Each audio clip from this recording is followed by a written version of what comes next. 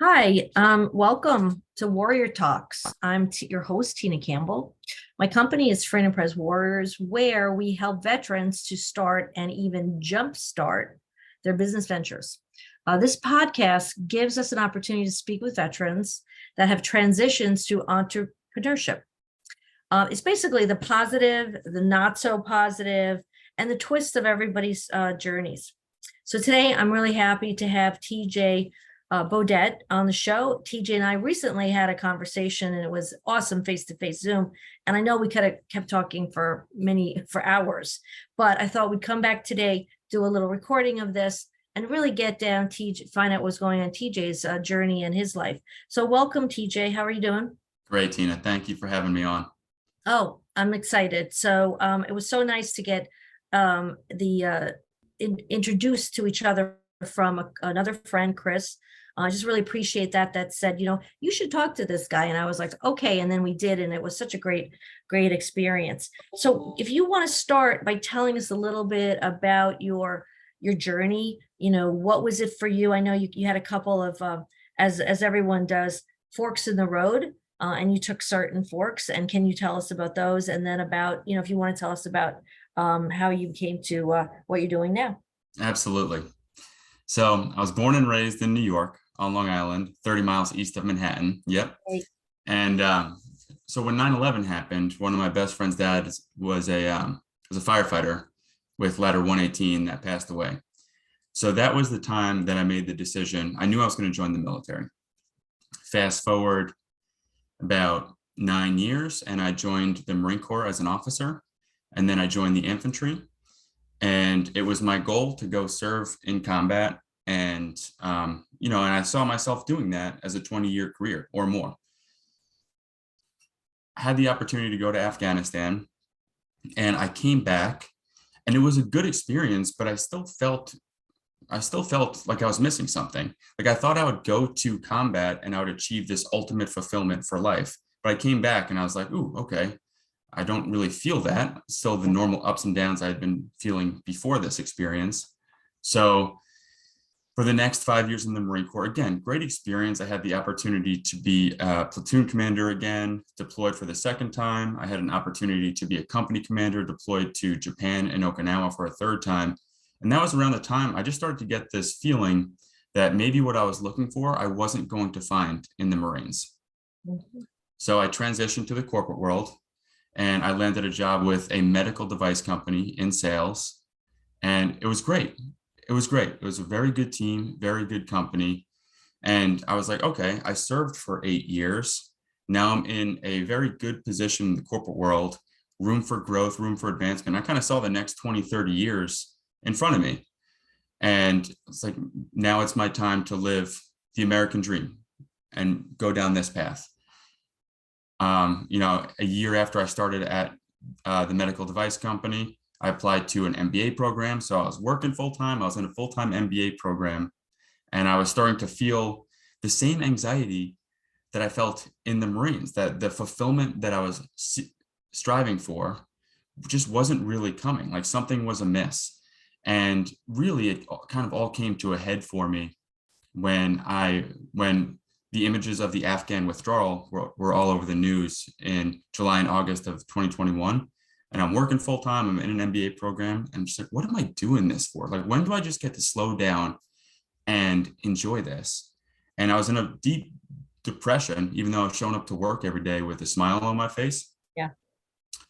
And that's around the time where I was having suicidal thoughts, and I just knew I needed to make some changes in my life. I didn't know what I was looking for, but that was the catalyst that set me on this journey of self-growth, development, and really understanding myself and what fills my cup first to then give to others. And that's what's led me to where I'm at right now, which is wholly human. I'm getting into one-on-one coaching with veterans and business professionals to help them overcome challenges in their life to step into a more fulfilled life. Did you have any or many or any mentors like, to when well, let's say when you were in the military or when you were transitioning out, was there anybody to help you kind of go through those thoughts, or you did this all by yourself? I could have done a better job seeking out consistent mentors long term. Mhm. I always had a mentor. I had mentors that would like guide me through like one aspect of the journey. And then it seemingly, once I got to the next step, it's like, okay, I would develop new mentors. Like I had mentors in the Marine Corps, but then once I transitioned to the corporate world, I no longer leverage their knowledge and Yeah, expertise that as much makes as I sense. could have. Yeah, so I mean, mentors are, it's super important though to Yeah. speak with people who have been there or have knowledge and expertise to help you. Yeah. I mean, I was just curious. I mean, so you are really becoming that for others, that maybe have done something similar.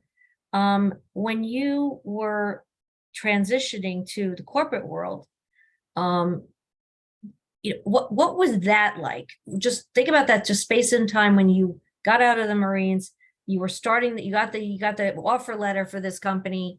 What was that like? Now I only know from going from, college to work life to working in corporations to entrepreneurship.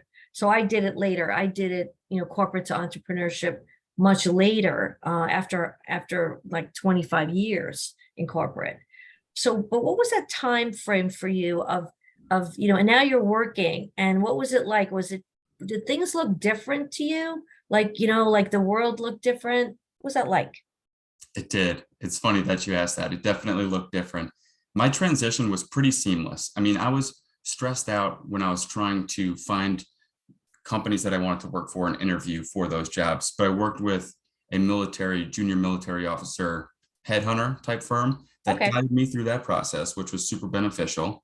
Yeah. And I landed the job with the company I wanted to. But I'll never forget the first sales meeting that I went to. It was about 2 weeks after I left the Marine Corps. So I'm like fresh out. And it was just a different world. I was like, oh Yeah. my goodness, I can't believe how quote unquote good this is. Like people were like happier and more upbeat. Not only that, but I mean, they're not stressed over life and death situations. Right, right. Yes. But it can be stressful in its own way, the corporate world, and it can be nasty, and it can have its whole, like, you have the human condition in there. But did you feel like weird sitting there that didn't have to say, like, yes sir, yes ma'am? Like, was it kind of an interesting thing that the culture was different? I think I got over the yes sir, no ma'am rather I actually quickly. like it. Feel But free to call me that at any time. yeah, I think I got over that rather quickly. But in the military, I don't mean to say that the corporate world people are happier than in the military, No, but I it's just understand what like you're this, saying. It like was just different. it was different. Like there was a lot of money to be spent on these grand events in the corporate world, where in the Marine Corps, it's like, hey, we take pride in working with what we got and making the best of it. So it's just a different mindset there. What was I'm just curious, like when you went into the medical device field, now you're really selling, right? That was primarily what you're doing, was selling. So you were having to go out to other companies and to kind of network. Were you networking? There's a lot of networking. So my Yeah, job was focused on VA hospitals, which is why got they it. were looking for a veteran to Yeah, join the team. And I yeah. was helping sales reps from all of our divisions sell their products to VA doctors for VA patients ultimately. Interesting. That's interesting. And so you had said that your another kind of crossroad was when you were working there and you had seen some things go on that were happening in the world, and you had decided to what? Just give it up, make a change. What was that head headspace like? That decision came over time, but it was a year-long journey, and it started with running, and that became a foundation. Okay. And I was going through a divorce at the time. And when I started running, I felt really good for the first time in a long time. So it was like, no matter what else happens, I have this, I could run. And then I started to get into meditation and solo camping trips and ultra running. And it was through these experiences that I really was able to more profoundly connect with myself. And as I did that slowly, as I'm sitting in front of my computer on these work calls, I was just more attuned to my energy. I'm like, I don't know how much longer I can do this for. Like, this is actually draining me. And if the end state is to have a certain amount of money in my bank account at a certain age to enjoy it, then it's like, I think I might be doing this wrong. Right. Correct. No, that makes sense because I think, well, everybody's, as we said before, epiphany is at a different time. I had it after, and I had talked to you about this, and I had it after working corporate for so many years, and we were moving for my husband's job. So therefore, it kind of gave me that shake up time to like, okay, you could do something different now. It kind of gave me the push I needed to do something different. And that's when I was like, oh, you know what? It's like I've always been an entrepreneur inside of a company. So same with you. You were inside the military, you were leadership, you were going to, and you were climbing right through the ranks, as they say. Same thing with me. I ended up being director of HR for a company in Manhattan. And I was just like, you know what? I want to take this to, I want to do this for myself. Like you had kind of said that a little bit. I mean, I didn't, have the knowledge to have the self introspection that you were able to find. With mine, it was the time I was having my girls, and it was just like more like I wanted to be with them. Yeah. I wanted to spend time with them, not commuting into Manhattan, and having somebody else bring them up. So it was really important for me. That was like the impetus behind my change to entrepreneurship, which has been great. And I'll never. I think it's difficult, but it's amazing at the same time. It's not easy, and that's what people will say. They always be like, "Is it hard?" I'm like, "It's not easy."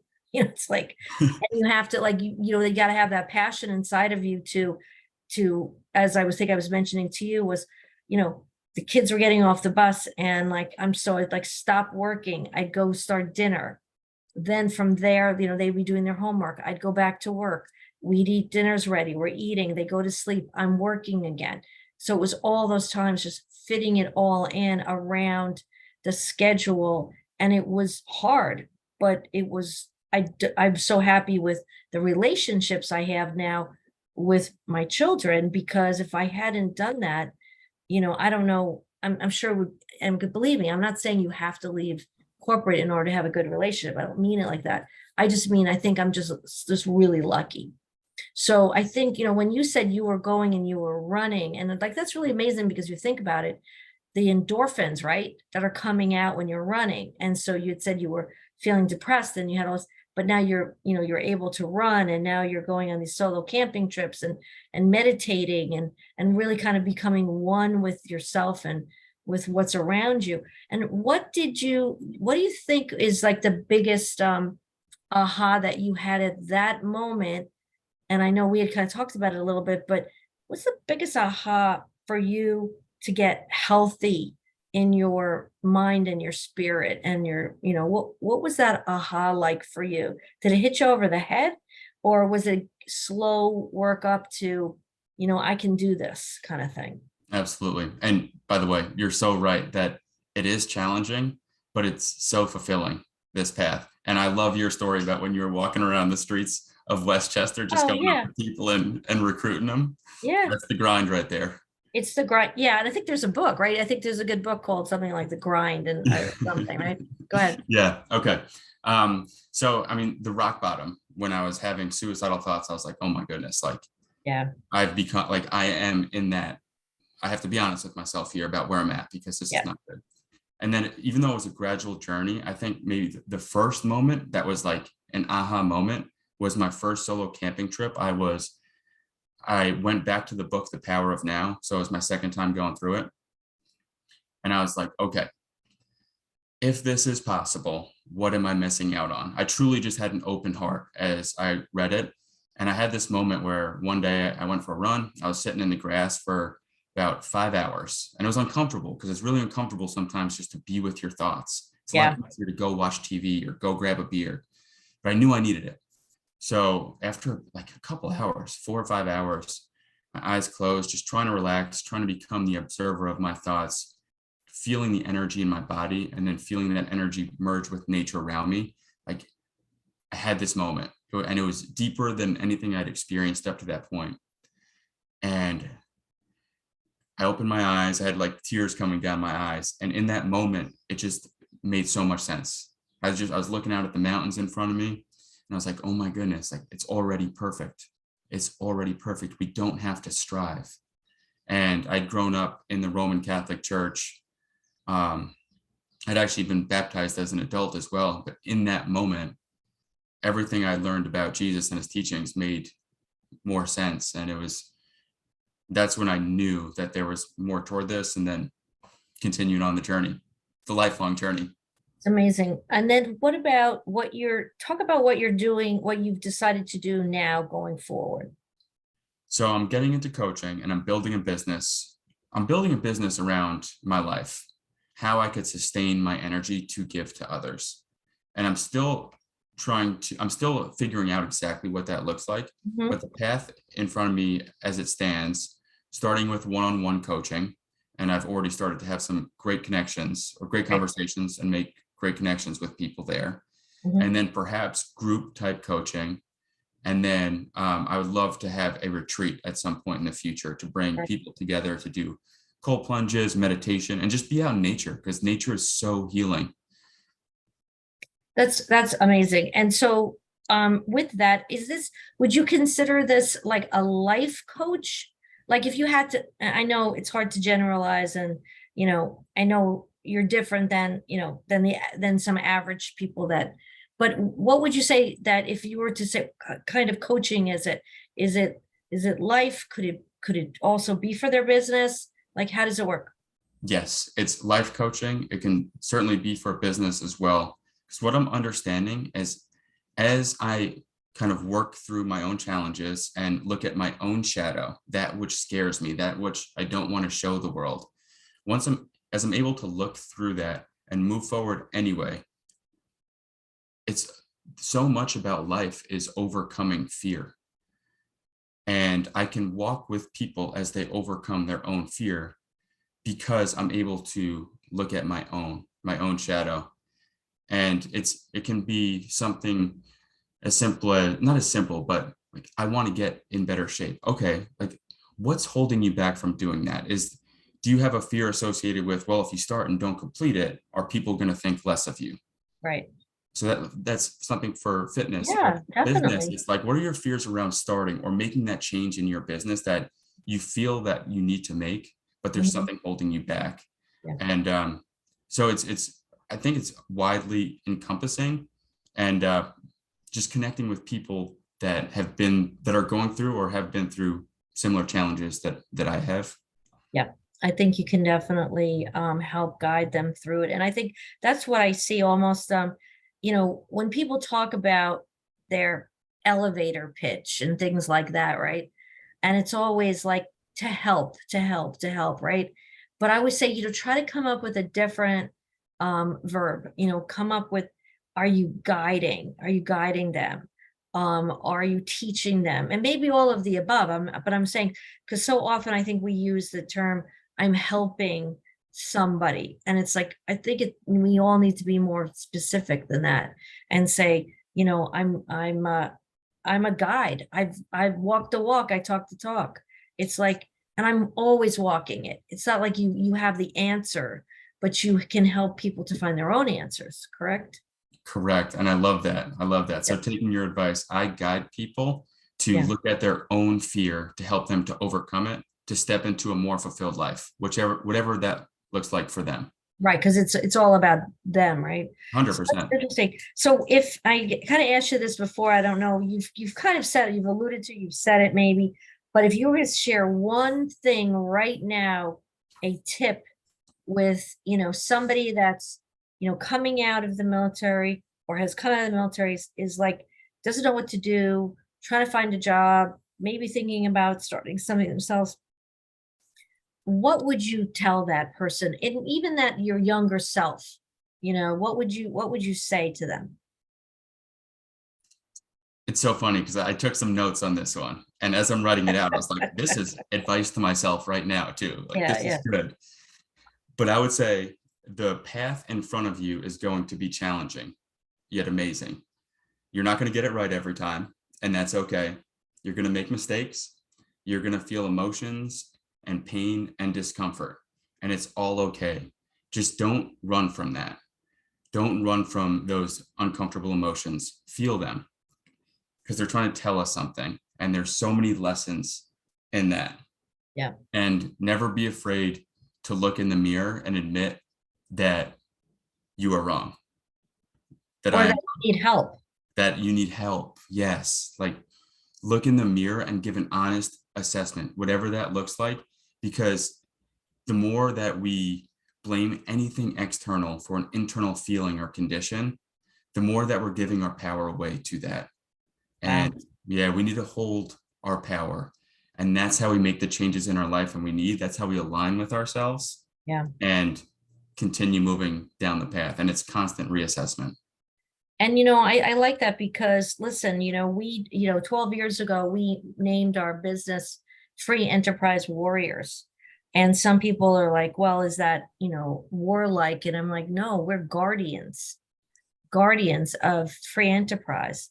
And that's what we have to be for all of us. We have to guard, our, like, I love what you said. It's like, don't shy away from this. You have to almost, you have to hit it head on with help, Yes.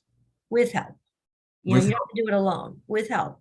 And therefore that you could be that for them. So how can people reach you if they hear you and they're like, I got to talk to him? How do they reach you? Holy Human on Instagram. That's WHOLLY.human or TJ Beaudette on LinkedIn. Okay, and spell your last name. BEAUDETTE. Okay, great. So TJ, this has been, I mean, I wish we had recorded the other thing, but maybe we got very deep in our last conversation. So I just mean that the nuggets I think that I was getting from your speaking with you last time, but just in this kind of encapsulated shorter version, I really appreciate what you're saying, and I honor you for your journey, and just I hope people that if they hear this and they're like, what do I do next, that they will reach out to you and just start whatever that next journey is. And you could be that potential crossroads for their next part of their journey. I really hope that they do, because I really, I think to meet you and to have that face to face with you has been very special, and that people should do that with you, because then to get into relationship, to get into that, whatever that next step is. So I just want to say thank you so much. We really appreciate you coming on and speaking with us. Thank you so much, Tina. It's incredible what you've built, and thank you for allowing me to be a part of it. And I will see you at the beginning of next month. Oh, yes. And so for those of you that might be interested, once a month, we have a veterans business and their veterans and their allies business support group. It's once a month. It's at no cost. It's run by veterans and their allies. And we just really enjoy talking about business challenges that people are having, who are coming or transitioning or whatever, or Act Two or whatever it is. So please IM me for and that information, and I will get it out to you. Thank you so much. Thanks, TJ. See you, Tina.